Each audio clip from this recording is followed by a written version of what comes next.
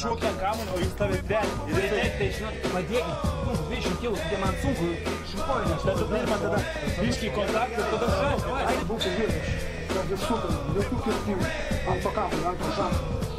Mes darėm kokių 10 taškų, tik tai 10 taškų. Grįžt, kaip sakiau, kamuolį, įmetė, neužgalvot, priimtas namo, nu, ne pasaulio pabaiga, aktyviau.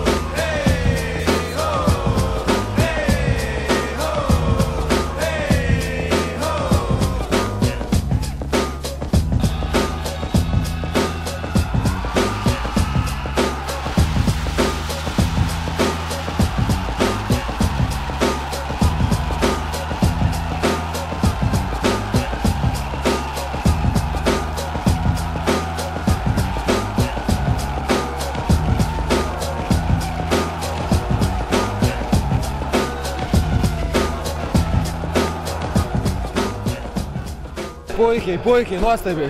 Atidavėm viską, ką galėjom, kaip ir kalbėjau prieš tai visuose interviu, kad viską padarysim, kad numirsim aikštelį, bet kovosim iki galo. Geros mintis, geros varžybos, emocionalios, mintis pačios geriausios. Kas iš manęs buvo padaryta, aš skaityčiau padarytą maksimumą. Aišku, maksimumas mes norėjom medalių galbūt, bet neišėjo, ką darysiu. Kažkaip dar sunku patikėti yra, bet komandinę dvasią parodėm šiandien ir pasisekė. Viskas sukrito kaip turėjo būti. Nurašinėjo prieš seriją, galima sakyti, visi sakė 3-0 bus, bet tiesiog parodėm charakterį ir gavos kaip gavos. Labai džiaugiuosi komandai. Tad pergalė vienu tašku, jinai dar turbūt saldesnė.